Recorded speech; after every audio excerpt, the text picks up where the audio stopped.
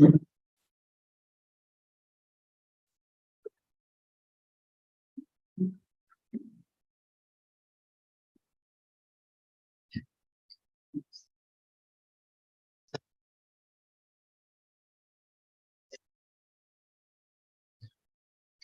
welcome back to another episode of the English live stream series.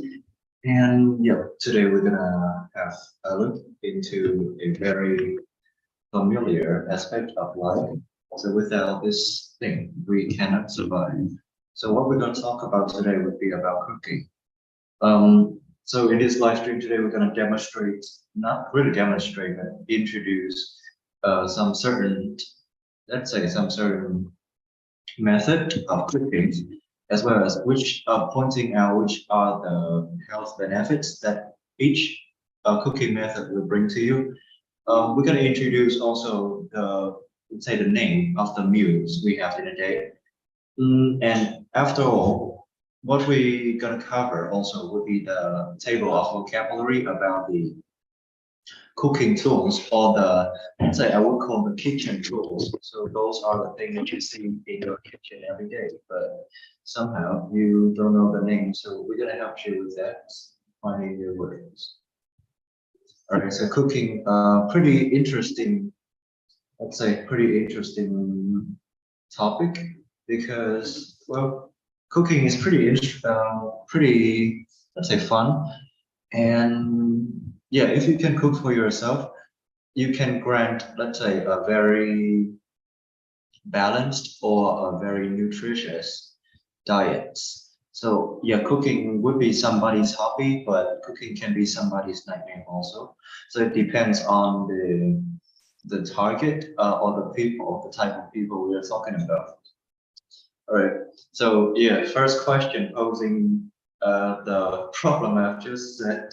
So let's say cooking to some people, it would be a pleasure, or it would be hobby or joyful activity that such a person would like to do in order to take care for his family, his or her family, and maybe taking up cooking as a career so they can become a chef or a cook. Hmm. But for some people, cooking can be very difficult, and it is sounds more like a task, more, let's say, more like a task than a task, more than a thing that you enjoy doing. And yeah, so for some people, let's say in the third case we have here, let's say the people that are like to cook, but let's say lazy to clean up. I mean, that is, let's say I'm in the third type. I'm in the third of that type, because I very like cooking, but however, whenever I cook, I just make a mess. So like the cleaning up stage is, let's say, twice as tiring as the cooking stage. So I don't really like cleaning up, but I like cooking. That's how, or that's why. Okay, we gotta understand the definition of the word cook. So cook here is, of course, is a verb, and cook you can understand it's, let's say, in a very primitive meaning, which is to prepare food by heating it. So when you take into consideration, you will see that all of the method of cooking involve in using heat. And yeah, unless you eat something like raw, or let's say just need a little twist of lemons and a little bit of salt, and you can eat it raw. So that is not the case of cooking here. But cooking, you can understand that is the stage of preparing food that involve in using heat. And we have some idioms with cook. I don't know what to put in to fill in the slide, so that's why I put the idioms with cook here. So we have two idioms that you can use in, let's say, on a daily basis or in daily situation. So be cooking with gas. Let's say that is an idiom indicating, let's say, doing something very well and successfully. Okay, so for example, he has very good experience or very well knowledge in his field. So he solved the company's problem like cooking with gas. Mhm. So that is the case, or that is the case in the example I'm giving you to demonstrate the meaning of the idiom "be cooking with gas." And cook somebody goods here means to destroy somebody's chances of success. Okay, pretty more abstract and more complicated. However, I think if you read the definition carefully, you can still understand it. So cook somebody's goose means to destroy somebody's chance of success. For example, there is a guy A was about to get a promotion at the company, and the guy B cooks his goose, means he's spoiling the chance of the guy A gonna be promoted into a new position. So yeah, I hope that example can actually help you with understanding this idiom. Okay, so that is all about the word cook. And I think it's pretty easy to understand also. Okay, so let's skip into the next, let's say the next slide we have here. Okay, a lot of people making this mistake, but so I want to, let's say, clarify or let's say remind you to differentiate between these two words. So many people, when they are asking about, let's say, which is the person who cooked the meal called, so they would say something like a cooker. But Hannah, a cooker is actually a machine. It is a machine. Yeah, I think it's a machine, or it is a tool, but it's not actually a human or a profession. So a person who cook the meal or who cook in a restaurant or anything like that, we call it is or she is a cook, not a cooker. A cooker is this one. Okay, so yeah, better pay attention to this point. I don't want any of you to make this mistake because yeah, very common mistake. A cook is a job or a career, while a cooker is a tool or the thing that you use to cooking food. Like this is a rice cooker, you see, rice cooker you use to cook rice. Okay, cool. So yeah, just want to point out the mistakes for you, so better be careful next time. Great. Next one. So questions we have here, we just 7 minutes. Jesus. Question we're having here is that how many times do you eat a day? Okay, how many times you eat a day actually depending on the demands, your body demands or your energy demands. It can be varied from different person, but let's say in general or average on the average, we the human will eat somewhere around 2 to 3 meals per day. And it's also depends on the different type of diet that person actually follow. Okay, so let's for example, a normal person would eat around 3 meals per day. And for some people with the aim or with the goal of losing weight or gaining weight, or in let's say in the mix between of those is to gain muscle and losing fat or anything like that, those people will somehow have to endure an a more divided or a more separated meals. So instead of 3 meals per day, those people can actually have 5 or 6 meals per day. So they divided the 3 big meals into, let's say, 3 more small meals. So yeah, it's going to be 6 or 5 or 6 meals per day. That action that have actually have the intention so that it will give you energy throughout the day, like stable energy throughout the day, without being overeat at one time and feeling let's say pretty lazy or sleepy. But with eating like 5 or 6 meals per day, you can actually control the amount of calorie taken in, as well as you will have, let's say, stable, non-fluctuate energy level throughout the day. So that is a better way for people with have let's say, stricter calorie maintenance. Okay, but what we're gonna do next in this live stream is that I'm gonna introduce it to you some method. Oh, sorry, no, different type of meals you see in a day. But yeah, some of them you may have already known. So here you go. We have 6 different type of meals in a day. So this number is just general. It doesn't have anything to do with other meals. So if you have any other suggestion or other recommendation, please put it down in the comment section and let me know. But generally, we will have the 3 big meals in a day with the breakfast, would be the first meal of the day. Lunch is the meal eaten in the middle of the day. So yeah, around 11 or 12 a.m. That is what 12 p.m. That is when you're gonna have lunch. And lastly would be dinner, the main meal of the day. I don't know if it's the main meal or not, but it's gonna be eaten either in the middle of the day or in the evening.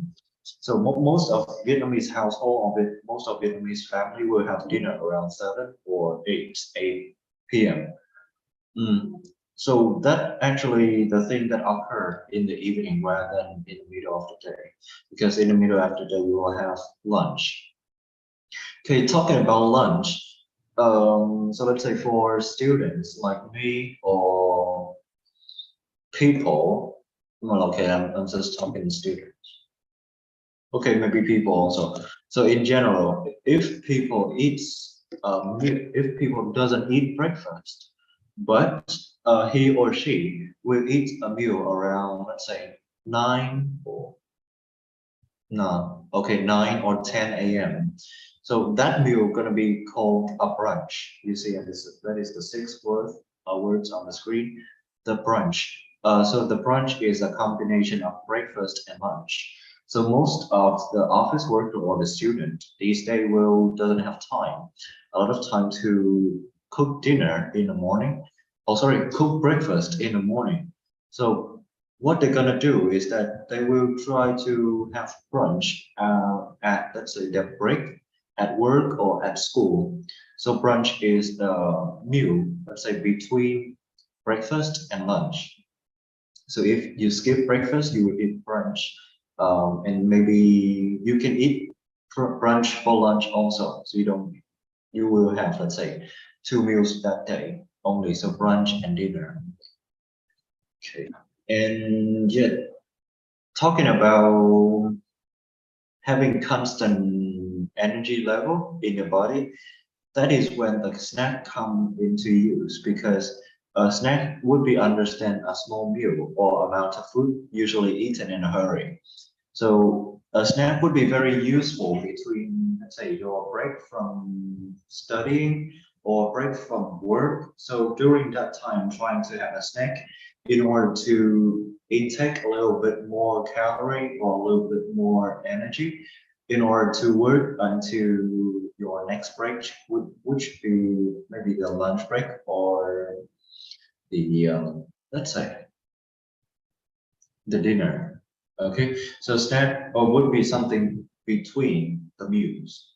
Okay, and lastly, if you get hungry at the end of the day, somewhere around 10 or 11, or let's say 9 is also acceptable. So anything you eat after 9, but let's say I have a light meal, not a very lavish meal, you see, like dinner, no, but it is a small meal. We'll call it the super. The super is a snack that usually be eaten before going to bed. So yeah, it would be something you eat in at night in case you are hungry somehow. Okay, so those are the 6 most popular meals in a day you can see now.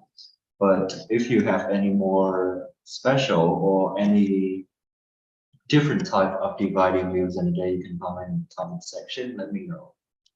Thank you.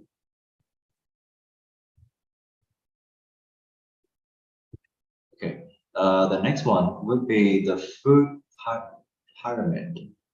Pyramid, right? Pyramid. Pyramid. I remember it's pyramid. My brain is tricking me. Sorry, let me give this one really quick. I think my brain is tricking me. Pyramid, okay. Oh, I almost on the slide. Yeah, so this is the food pyramid. Um, as you can see, in the food pyramid, we're going to divide it into 4 different food sections. First section would be fat, oil, sugar, or sweets. Sweets here are including candies, chocolates, cake, and anything that have the sweet taste. And the second portion in this pyramid would be about protein source. We have meat, fish, milk, and eggs. Another 35% of this pyramid would be fruits, vegetable, which will give you carb or let's say fiber, and also other vitamin and minerals. And lastly would be bread, pasta, and cereals. The biggest part of this pyramid, or the bottom of this pyramid, is the part that has the highest portion in this pyramid, and it is bread, pasta, cereal, rice, also something like that.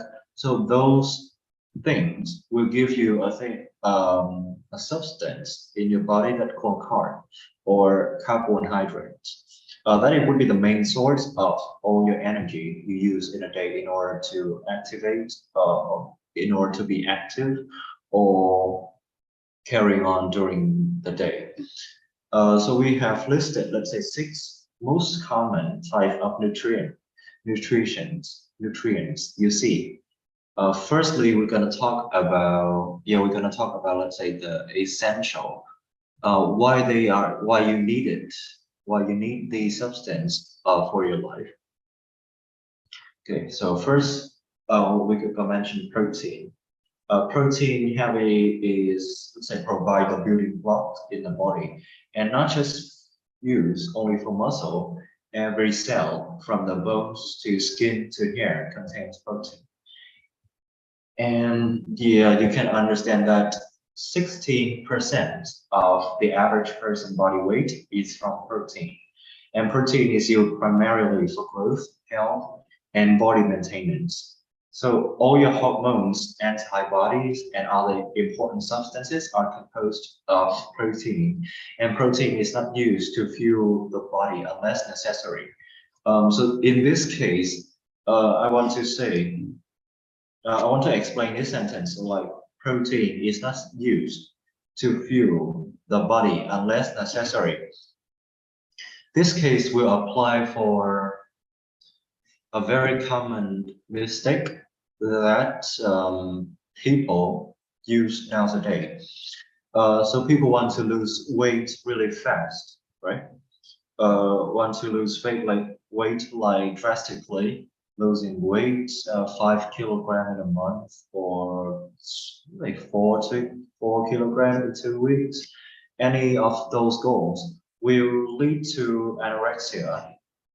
And let's say that will be a very messed up eating disorder.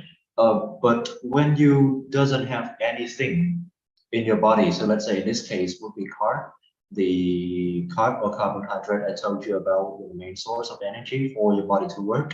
So if your body doesn't have carb or anything like any other source of energy, your body will automatically using protein as the source of energy. So when you see somebody doesn't eat a lot, but have to work a lot, but let's say they do heavy stuff all the time, but they don't get any muscle or anything like that, that is because their body is using the protein or cells or tissue in order to transfer into energy to fuel this activity throughout the day. So that it would explain for why this article saying that protein is not used to fuel the body unless necessary. And yeah, okay.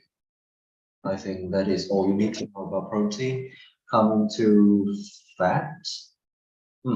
Fat often known to people as a bad rap, but recent research has shown that healthy fats are important parts of healthy diets. Fat is high in calories, of course, but those calories are important energy source for the body, as I said. So as you can see, fats will only take up like 5% of the healthy food pyramid. However, that would be the source of energy for your body to work throughout the day. Mm, yeah, so the research or some studies saying that including healthy fats in your diet can help you to balance your blood sugar, decrease your risk of heart disease and type 2 diabetes, and improve your brain function. So they are also powerful anti-inflammation, and they may lower your risk of arthritis, cancer, and Alzheimer's disease. Okay, cool. So that is, let's say, not all fats are bad fats. So yeah, trying to be selective on the type of fat you are choosing to take in your body. Okay, next one would be carb. Carb would make up, as I said, you see on the screen, the proportion for carb would be the last, the bottom one. So to explain for the importance of carb during your daily meal, we will try to give you the statistic or the numbers to clarify it. So carb or carbohydrates should make up to 45 to 65% of your total daily calories, according, yeah. So it will take like 45 to 65 your total calories you need for a day. But let's say if you want to have a healthy diet or if you want to have a healthier body, fit body, anything like that, be very wise on using carb. So for some products like bread or rice, and anything like that, just try to switch up a little, have different options. So instead of using white rice, you can using brown rice for better results. And let's say for bread, instead of using white bread, using the brown bread, that would be better for your goal or better for your weight loss journey. Okay, I'm tired. Okay, fiber, yes, fiber has a lot in vegetables. So if you eat a lot of vegetable, definitely you get a lot of fiber. And fiber is also a vital nutrients we need it for our body to function properly. Yeah, and between the next to fiber, we're gonna have some other different type of vitamins. Vitamins are vital for warding off diseases and staying healthy. The body will need some macronutrients to support its functions. So there are 13 essential vitamins that the body needs to function properly, including vitamin A, B, B6, and C, and vitamin D. So every vitamin is important or play important roles in our body. So if possible, you can supply. If you cannot meet the requirement of vitamin during a day, just solely from eating food, you can also use the supplement we have on the market these days. Would be the multivitamin pills, and I think that would be a good option for those who cannot fill in the macros during in the diet. Okay. And yeah, lastly would be minerals. Oh shoot, where's minerals? Minerals, let's say pretty similar things to vitamin. Minerals help support the body, so they are essentials for many body's functions, including building strong bones and teeth, regulating your metabolism, and staying properly hydrated. So some of the most common minerals including calcium, iron, and zinc. So In addition to strengthening bones, calcium will help with nerve signal transmissions, maintaining healthy blood pressure, and muscle contraction and relaxation. Iron supports your red blood cells and hormones, while zinc boosts your immune system and wound healing. So yeah, as I already said, like each of the nutrients play a part or play a role in our general health. So let's make sure that you can supply your body with enough nutrients in a meal or say in a day. Okay, so it's up to you to build your diet, but let's say make sure that you have all these included in your diet.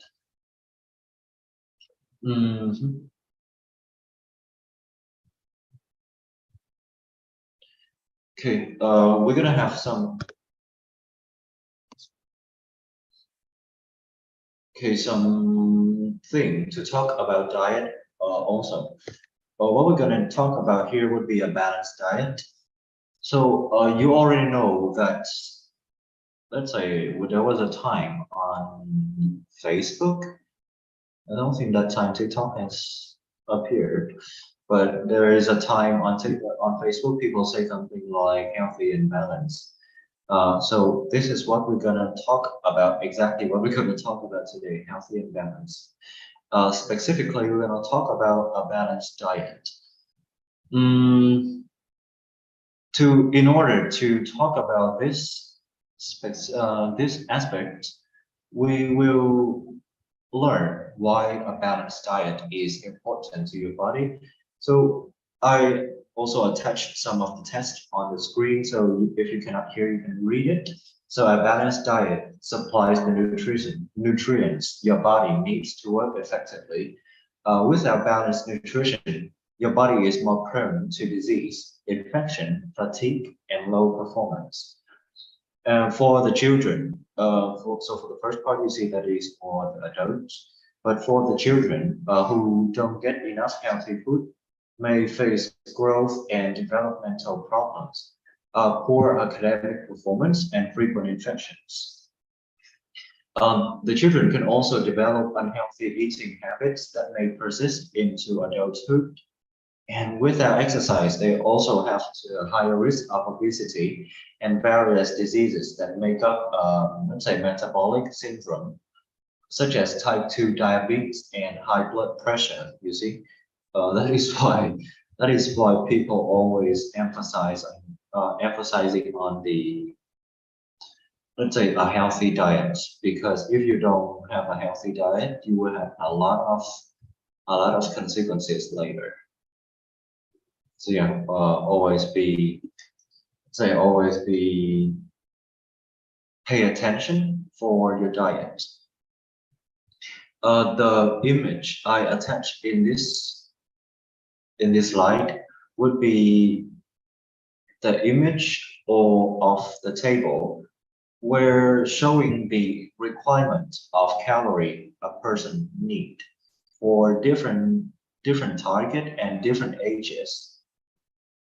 Okay, so we're gonna have a different type of person. We have children from 2 years old to 8 years old. So children in this case will need around 1,000 to 1,400 calories per day. For the active, they will need a little bit more, so the range would go up to 2,000 calories.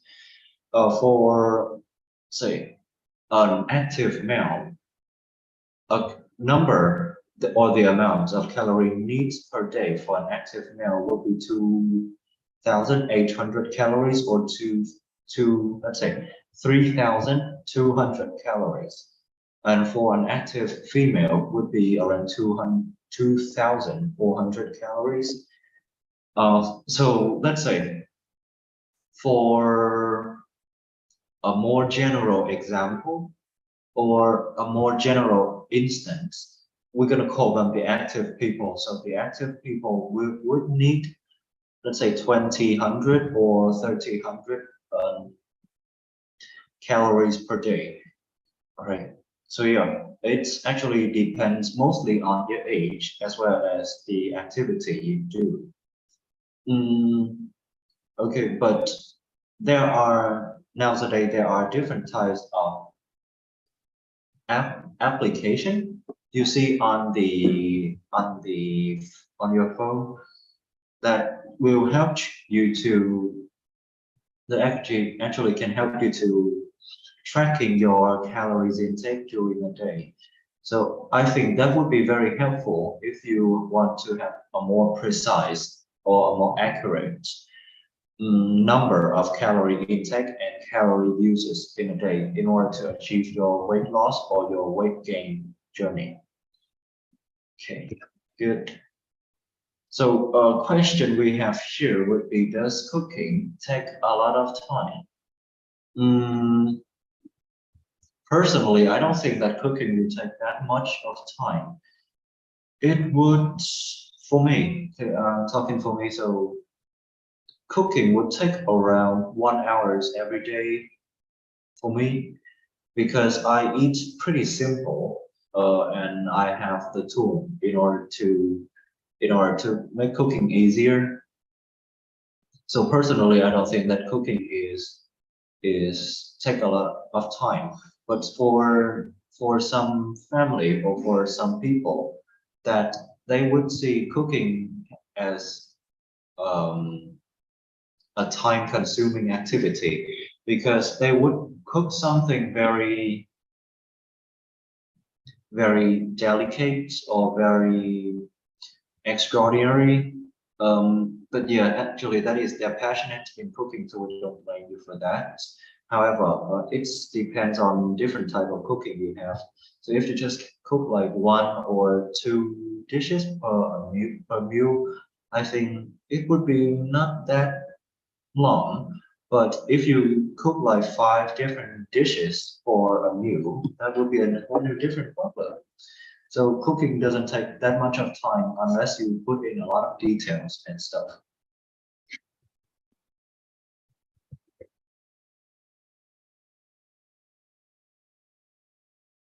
Okay, so yes, thank you. Finally, we have pushed it there. We have 30 minutes. Okay, what we're going to do next in this part would be about the cooking methods we have. So you may have already know about the cooking methods because it is quite familiar with you. But what we're gonna see is, let's say, the name or the difference between each cooking method, as well as what they're gonna do or what are the benefits of them upon preparing our food. So firstly, we have boil. Boil.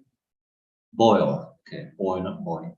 Boil is used as a very traditional cooking method. It's easy to do and it is convenient also. So boil is actually using the water in order to cook the food. So you just put everything in water and heat some up. So that is what we call boil. And next one we have fry. Fry, we use the thing, let's say a big round thing, and pour on some oil. And that's when we use the heat to fry. We have different type of frying or different method of frying also. So we have stir fry. Stir fry, we use, let's say, little to none amount of oil. So yeah, stir fry, let's say something like áp chảo in Vietnamese. And then we will have another one would be deep fry. Deep fry would use for would be a method using for spring rolls or potato chips, I suppose. Yeah, potato chips. Okay, so deep fry would be used for potato chips. Makes sense. And spring rolls. And lastly would be air fry. So this air fry method is actually need to have a tool. Oh, deep fry, did I explain that? Oh yeah, deep fry would be the method that you use a lot of oil. and the stuff you fry is actually merging in oil, so we call it deep fries. And air fry is using the heat from the air to fry that stuff, to fry the food without using oil. Okay, so all the three different methods of frying. Besides that, we have baking. Also, we have grill. So when we translate these two words into Vietnamese, you know that they sound very much the same in terms of meaning. Bake and grill, when you translate it into Vietnamese, it would make some sense like nướng, right? But yes, these method we'll call nướng in Vietnamese, but there are two different methods. So with grill, you're gonna use the heat that supplied or that have from the coal. The coal is the black thing. Let's say one and coal. Okay. So grill is using the heat from the coal. While bake, we're gonna use the oven. So actually another type of heat from the machine. So those two different type of nướng that you need to probably pay attention to in order to don't mistake between the two. So bake we use the oven and grill we use coal.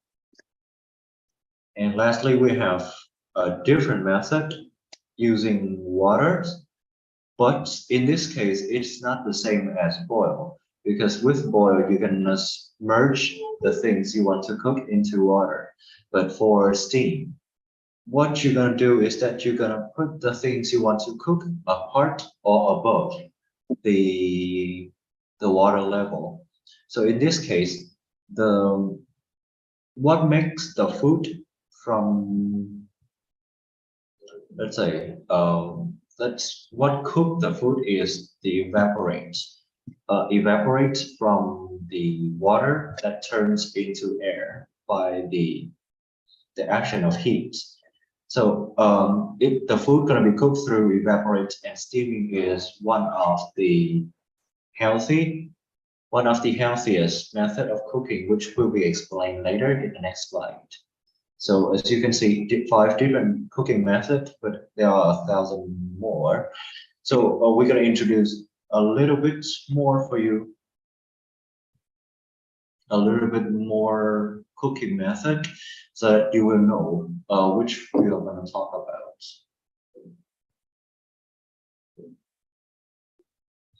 So in the next place, we got steaming.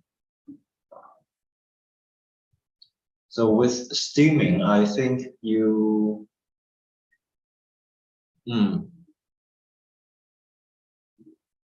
okay. I think steaming, you know what is steaming, right?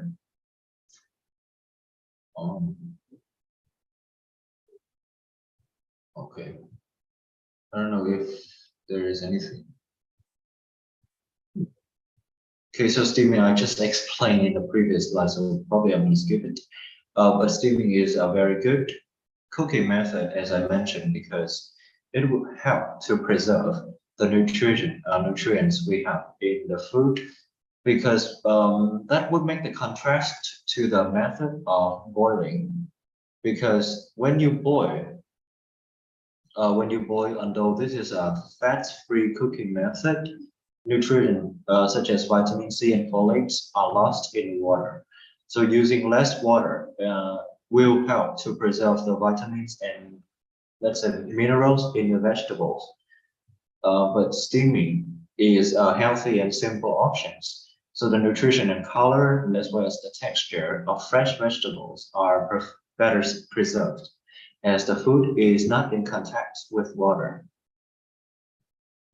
Another method would be stir frying and sauteing. So sauteing is actually a French word, and also carry the meaning pretty closer to the English version. So stir frying and sauteing is a quick and easy and healthy methods in which that food is only cooked for a short time in a small amount of oil. This will help maintaining the texture and the nutrients of the food. Okay, and we have baking. So baking, in contrast to steaming and stir frying, sauteing, It is a slower cooking technique that used to cook the food in the hot or dry air of the oven. And baking is a healthy option, of course, as you generally need a little to no oil. For example, like fish, chicken, and vegetable can be baked in grease-proof paper or foil with a little water or reduced salt stock. Hmm. So yeah, I explained the downside of boiling cooking method. And beside that, we will also have frying. So this is notorious cooking method. I'm not saying notorious because it's bad or anything like that, but people know about frying is, let's say, a cooking method that involve in a lot of cholesterol or a lot of calories and many stuff like that. This is actually true because fried food are unhealthy because adding fat increased the calorie and the high heat destroy a lot of nutrition. So it is best to limit to cook in this way. And lastly would be grilling and barbecuing. So grilling and barbecuing would be a safer choice or a healthier choice than frying. So although this method will cause the nutrients to be lost as food is exposed to high temperature. What we're gonna advise on this case would be try to marinate the food with ingredients such as lemon juice, herbs, and spices to boost the flavor without adding fats. Okay, so let's say those are the advantages as well as disadvantages of each cooking method we mentioned. And we also have other technique here, sauteing. Oh, okay, sauteing. Yeah, as I mentioned before, sauteing is a form of dry heat cooking that use a hot pan or a small amount of fat to cook food and vegetables, meats, and seafood very quickly. Like other dry heat cooking method, sauteing brown the food surface as it's cooked and develop complex flavor and aroma.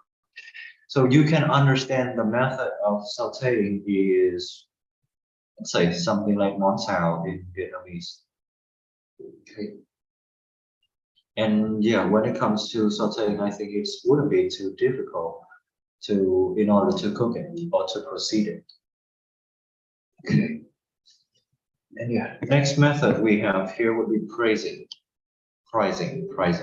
So pricing is a moist heat technique for cooking meat and vegetables. This low temperature will help tenderize, which is make the food softer or tender.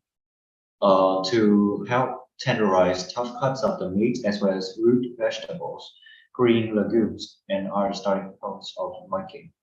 Okay, braising, let's say the món hầm in Vietnamese. Okay, poaching and eggs. So we have two different parts of an egg.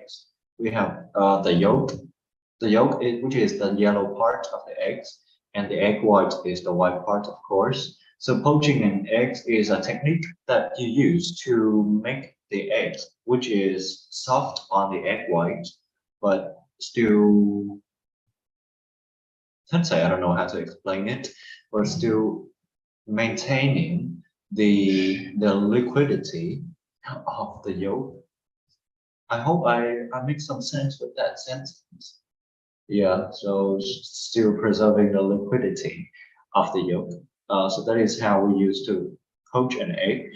And if I'm not wrong, in order to poach an egg, you will need a pan, oh sorry, a pot which is the thing that you use to contain water, and you put it on the stove. You will need a pot and trying to heat the water until boil, which is 90 or 100 degree. After the water is boiled, you put the eggs in. So bear in mind that in this case, the egg is in a normal temperature or the room temperature. So I'm not talking about the eggs that is stored in the fridge because the temperature is different and it might require a little bit longer time to cook it. So yeah, let's talk about a normal eggs first. So for the room temperature egg, sorry. You're gonna put the eggs in the pan, or sorry, the pot for 4 minutes. And after 4 minutes, you pick the eggs out and put the eggs in some cold water or in some ice, which would make the peels, the shell easier to peel off. Mm.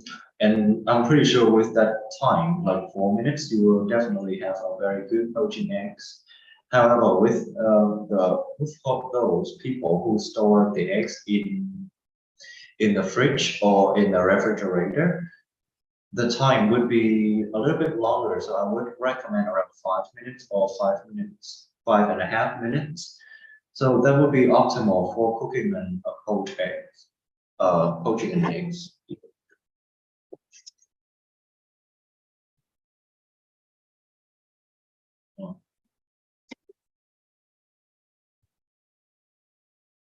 Okay. And another technique we have here is simmering. Simmering is not to be confused with braising, or boiling, because simmering is a moist cooking method, and it is a gentle technique where the liquid is kept just below boiling. That is useful for cooking dishes like vegetables, soups, and stews. Okay. All right, good. And what will include you today with the live stream also, which is the kitchen vocabulary.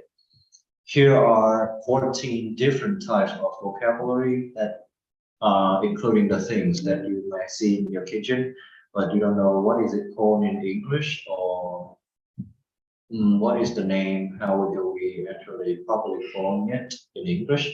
So here you go. We're going to talk about the kitchen vocabulary here. Firstly, we're going to talk about the cooking ware. Cooking ware is a general word used to talk about the pot. Yeah, the pot is actually the knowing, but cooking ware is a set of pots, including like different sizes of different pots. So you can understand it is about knowing something like that. Okay. The next thing you see in a kitchen would be the pan. The pan, the definition of the pan is the tiao. And we use the pan for cooking, frying dishes, right? Frying or sauteing dishes. So that is when we use the pan most often. And the sink, you already know it. It is the part of the kitchen or the part of the bathroom. Cooking pots, yeah, that is what I'm saying. Cooking pot is a small part of the cookware. Cooking pot would understood as a song, and yeah, for those who love smoothie or who love to drink different type of drinks, it would be a miss if you don't own a blender. So a blender is the thing that use electric to crush or to blend fruit together. So that is what we call a blender. So it is my side in Vietnamese. Okay. Silverware, another general word you might see. Silverware would be a general word talking about when you go to a restaurant, right? Yeah, and you sit in your chair, you see in front of you there are a lot of things, like maybe 4 different things. So those things we call them silverware. So what silverware including? Silverware would be including the spoon which you can actually use to eat soup. Okay, that is the spoon. Some places, for some Asian places, they will include chopstick. And then we have the fork. Fork would be the sharp thing that we use to pierce into the food to have better grip. Okay, and lastly, we have the knife. The knife is the thing that you use to cut the food or cut the meat of the beef. The steak, sorry, the steak, the beef. Okay, so silverware are the general word, including spoon, fork, knife, and chopsticks sometimes. Okay.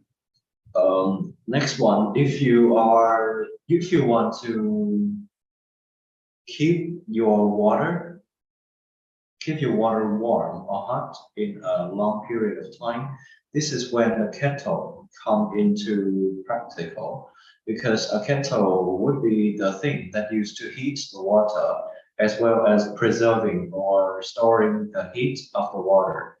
Let's say if you want to have a hot cup of, uh, let's say a hot pot of water, but you don't want to reheat it every time. So that is when the kettle come and will preserve the temperature of the water for you. Okay, and when we're cutting things in the kitchen, we just cannot cut it straight on, let's say barely on the ground, right? So that is when we need the chopping board. We're gonna cut things on the board in order to be cleaner and minimize the amount of virus and stuff.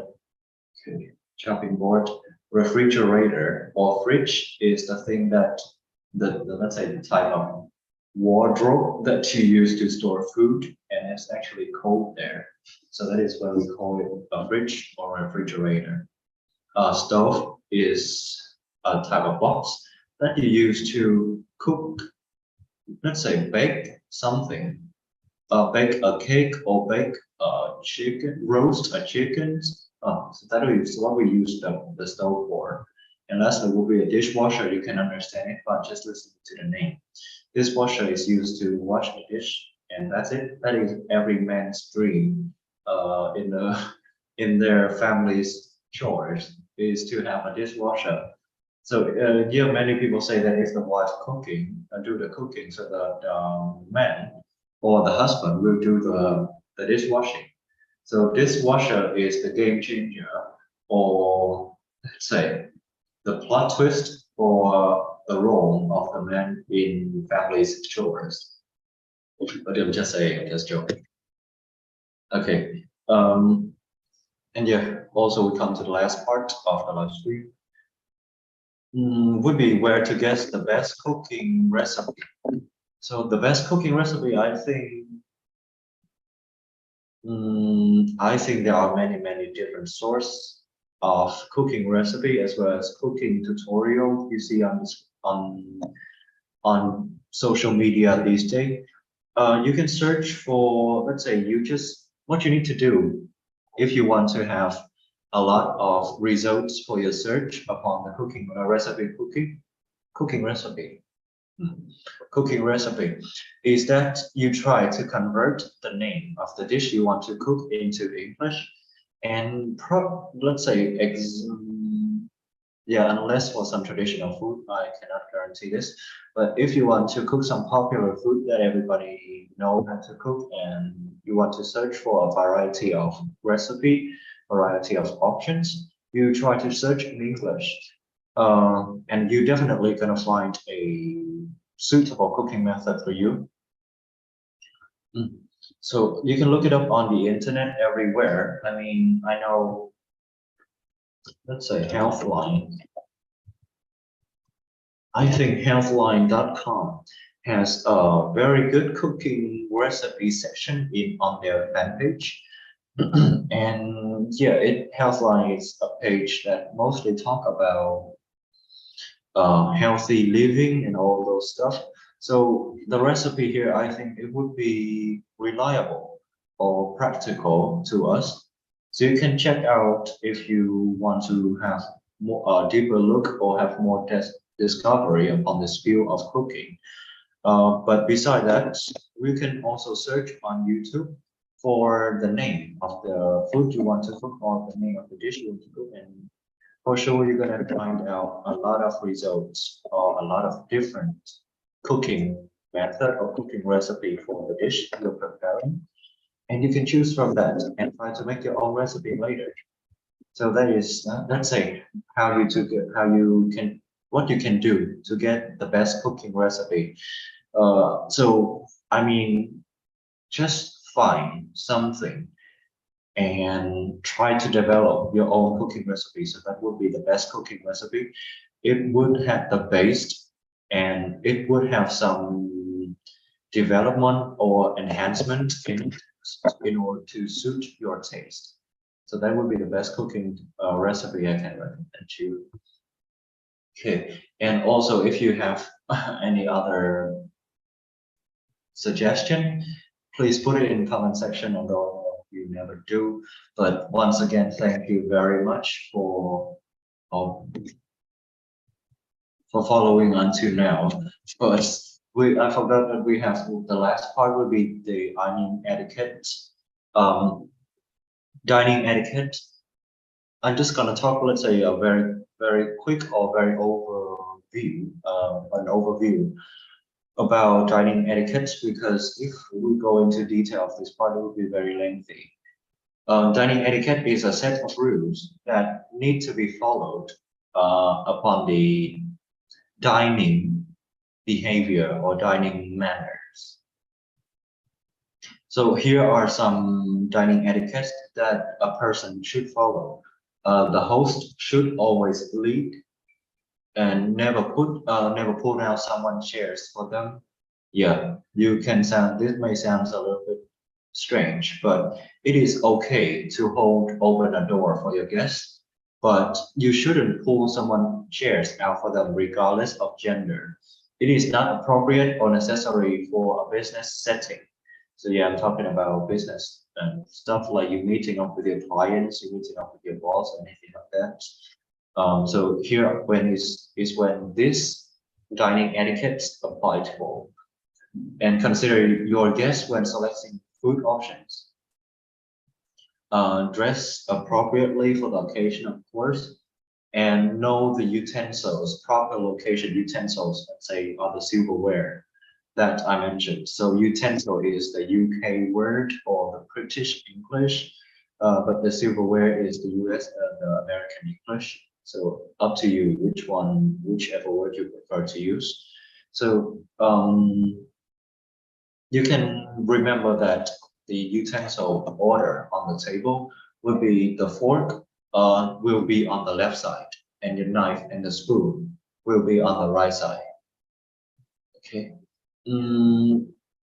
Okay, and that is it. Just remember, like your fork is on the left, and your spoon and knife will be on the right. And note which utensil to use. You have know properly about the usage of different tool on the table. So what is the knife used for?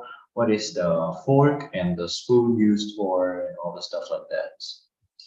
Okay, that is just the half of the dining etiquettes. We have 7 more. So remember where plates and glasses go. So you can understand the rule. We call it the BMW rule. So BMW stands for bread, meat, and water. So your bread and butter plate is on the left, the mule is in the middle, and your water glass is on the right. And always break the bread with your hands. Know the rest and finish position of, yeah, so this is very subtle, very delicate thing that manners that you do on the table. So you need to learn about this also. Do not push away your stacked dish. Do not use napkin as a tissue. Yeah, let's say the thing that they give you when you go to a restaurant. So don't use napkin as a tissue, because napkin should only be used for bottling the size of your mouth and gently wiping your hands as needed. So if you need to blow your nose, yeah, if you need to blow your nose, don't use the napkin. All right. Yes, go to the toilet or use some tissue paper. Okay, always says thank you and please to the wait staff or the waiter, waitress, and the host should always pay. So to explain for this part, I would say, like, if you did the inviting things, you are the host and you should pay the bill regardless of gender. I think that sentence actually makes sense because you invite one person, so you are the one to pay. Okay, so again, so these dining ethic would be used for very formal or very proper professional setting. But let's say if you go to eat for people or anything like that, you don't need to do all this stuff in order to complicate your life, right? Take it simple. All right. So I think personally, dining ethic is tricky to learn, but it is not hard to follow. But if you have a good dining ethic, you'll be very well respected upon your dining or your eating manners. So that's what that is from my personal opinion. But yeah, if you have other opinion, please put it in the comment section. And thank you for your contribution. But the live stream is lengthy already, so probably let's close up this one by a thank you slide. So thank you one more time for attending the live stream today. Really appreciate all your attention, but yeah, we'll see you again on Monday. So please stay tuned and wait for the next live stream episode from English. Thank you for watching today and see you again.